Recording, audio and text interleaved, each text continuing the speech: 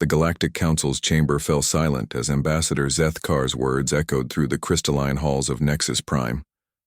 The assembled representatives from 47 civilizations sat motionless, their various forms of breathing apparatus creating a symphony of mechanical whispers.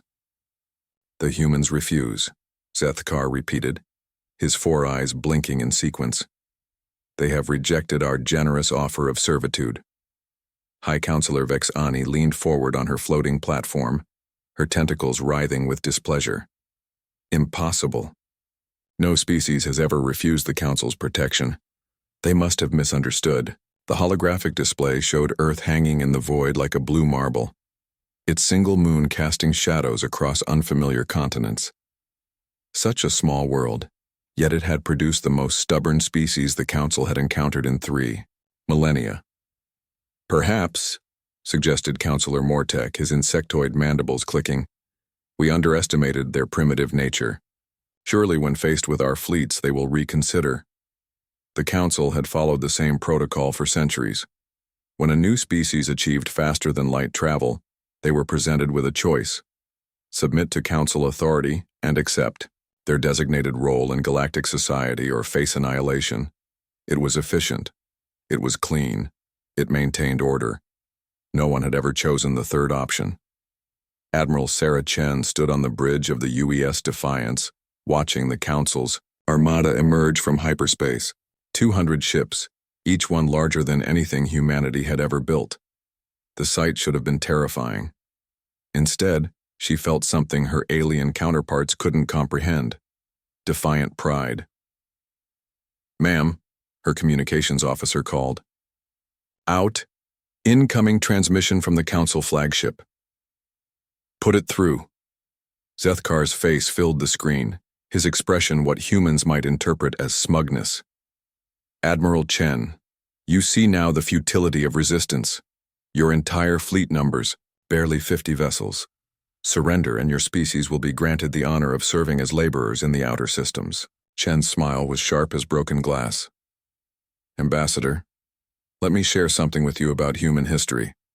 We've faced impossible odds before. We've stood against empires that seemed unstoppable. We've learned something your Council apparently hasn't. And what is that, Primitive? That freedom isn't negotiable." The transmission cut to black. What happened next would be studied in military academies across the galaxy for generations. The humans didn't charge forward in a glorious but doomed assault. They didn't attempt to run. Instead, they simply vanished. The Council fleet found itself firing at empty space. Advanced sensors detected nothing: no heat signatures, no electromagnetic radiation, no gravitational disturbances. The human ships had become ghosts. "Impossible," Mortek chittered. "No stealth technology can hide an entire fleet." That's when the first Council ship exploded. The UES Defiance materialized, inside the enemy formation like a steel predator among prey. Its quantum torpedoes punched through shields designed to withstand conventional weaponry, while its point defense systems carved through incoming fire with surgical precision. But it wasn't alone.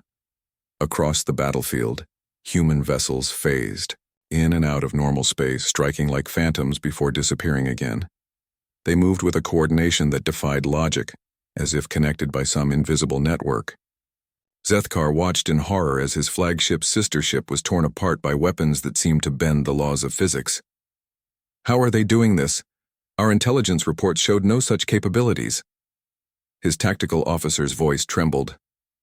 "Sir, they're not using conventional technology. Our scanners are detecting massive quantum fluctuations around each vessel. They're somehow existing in multiple dimensional phases simultaneously."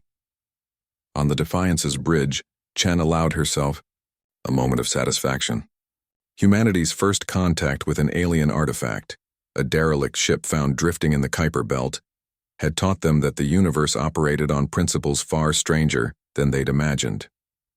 While the Council had grown complacent with their technological superiority, humans had learned to weaponize impossibility itself. The battle lasted 6 hours. When it ended, 3/4 of the Council fleet was debris, and the remainder was in full retreat. Not a single human vessel had been destroyed. In the council chambers, panic reigned. Representatives who had ruled the galaxy for millennia suddenly faced a truth they couldn't accept. They were not invincible. "We need to negotiate," Vexani's voice was barely a whisper. "Send a diplomatic envoy immediately." "With what authority?" Mortek demanded. "They've just proven our fleets are worthless against them. What could we possibly offer?" The answer came 3 days later when every communication array in council space simultaneously activated. Admiral Chen's image appeared on 1,000,000,000 screens across 47 worlds. "People of the galaxy," she began, her voice carrying the weight of destiny. "For 3,000 years, you've lived under the Council's rule, told that submission was the price of peace. Today, humanity offers you a different choice." Behind her, the image shifted to show the Defiance floating above Nexus Prime, its weapons trained on the capital world. "The Council thought we would beg for mercy. They thought wrong. We answer tyranny with fire and steel, oppression with freedom. To any world that chooses independence, humanity offers alliance. To any species that values liberty over servitude, we extend our hand." The transmission ended, but its effects rippled across the galaxy like a supernova. Within weeks, 12 systems had declared independence. Within months, the Council's iron grip began to crack.